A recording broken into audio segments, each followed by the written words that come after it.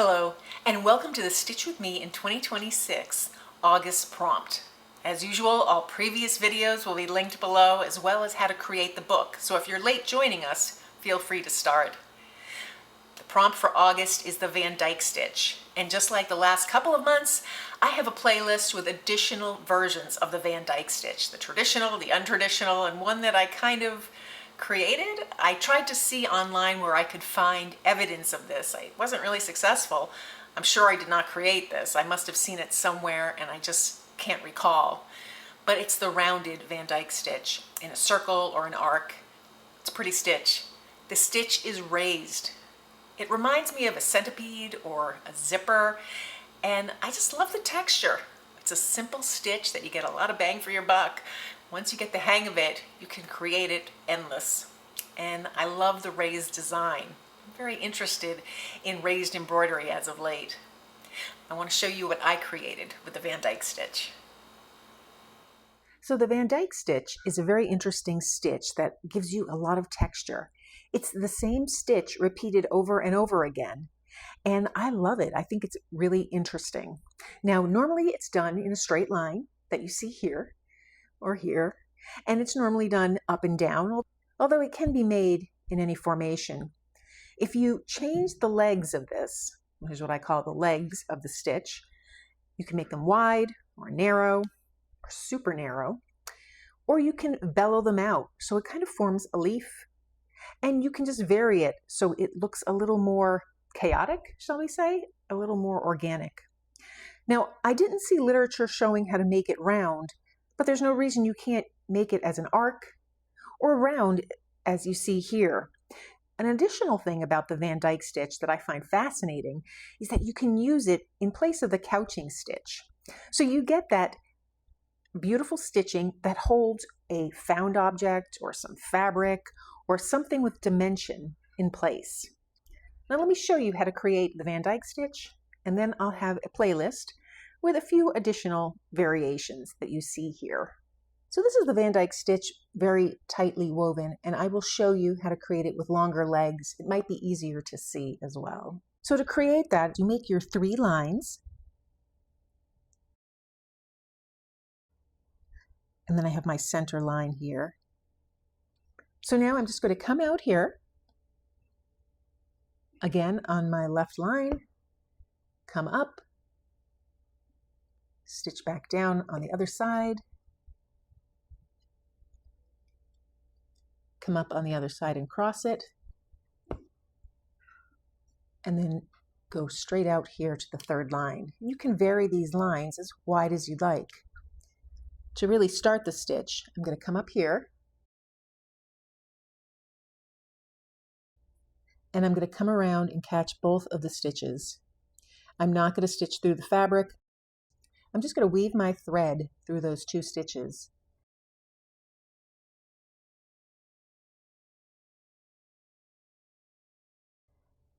And now I'll stitch right parallel. So every time I put my needle through the fabric, that's a stitch. So to continue this, I'll stitch again. Come from here, weave my needle through the 2 stitches, and go down. And you can see it kind of looks like a caterpillar, but you can see a nice variation and a nice texture really showing through this stitch. This is very effective with variegated thread, and it's really effective and striking when you have high contrast, so a light fabric and dark thread, or vice versa.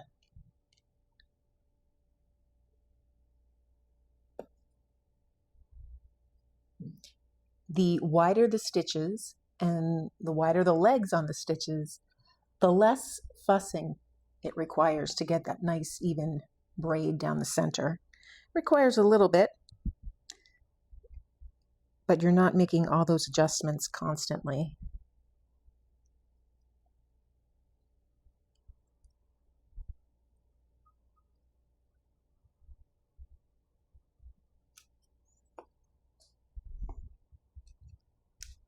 So that's the stitch.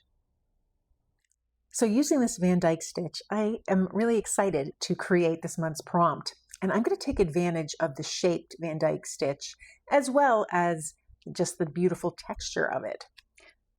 So let me gather my supplies. So I have the page here and the label, and last month's fern stitch is already on it. And I wrote the Van Dyke over here so I can start the design process, which is really what I love so much before I start actually stitching it down. Now I want to use these beautiful colors, this turquoise blue and its complement, the orange, and I want to throw in some white. So I think I'm going to make just a series of lines, almost like a sampler, but I'm not going to do too many different types of stitching. So I'll start by creating the fabric. I have some beautiful trim I can use as well to pick up that color. I have the fabric here. I'll just cut it. And I love that edge, so that's working out well.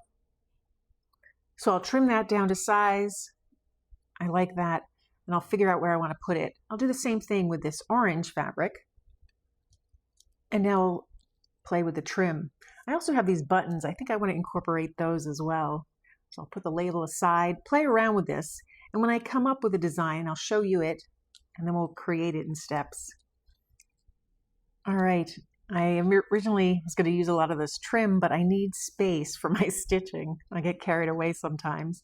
So I have orange and turquoise thread that I want to use, particularly this variegated thread. It's quite beautiful. So the first stage is just to tack this down very quickly. So I've tacked everything down with the same color thread that matches the fabric. Now I get to do the design work. So I want to do one of the Van Dyke stitches. I want to make that leaf shape, and I have a tutorial on that. And so I just want to plan it, and instead of making it intended to be leaves, I'm just going to have it like a scalloped shape.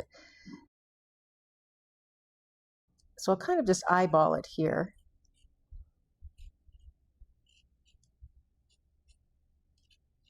Make my shape.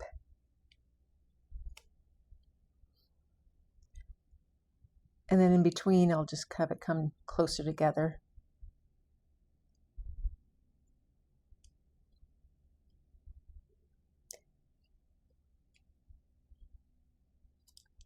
Then I'll just do a Van Dyke stitch up here, maybe one of the lines here.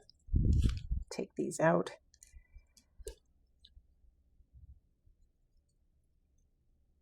And one there. And then down the center. I'll try and get it a little bit better than that. And then I'll come back and decide what else needs to be done. I think I'm going to use the variegated blue thread here for this one. And I'll start this, and then I'll stitch this one off camera as well. So I completed the Van Dyke stitching, and I love how that looks. It's starting to come together as a piece. I was contemplating using trim, and I think I'm going to put a row of this in between that piece. And then on this white, I'm going to use some coordinating buttons, and I'll stitch those down. The thing I have to keep in mind is that this is going to, the label here is going to go there, so I'll adjust these accordingly, especially with my spacing.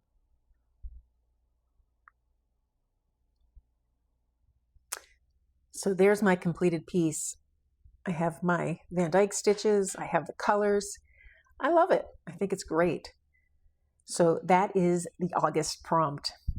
Off camera, before next month, I'll stitch the fern stitch page, and I'll have another page to add to my book. Oh, this year's going by so quickly.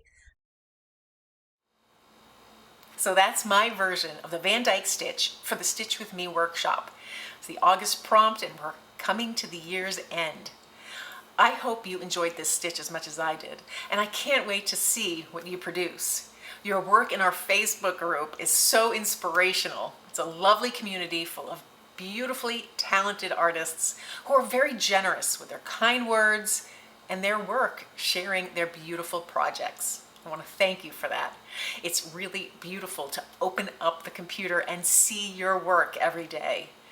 Don't be intimidated by posting something late. If you have the January prompt you're still working on, please post it.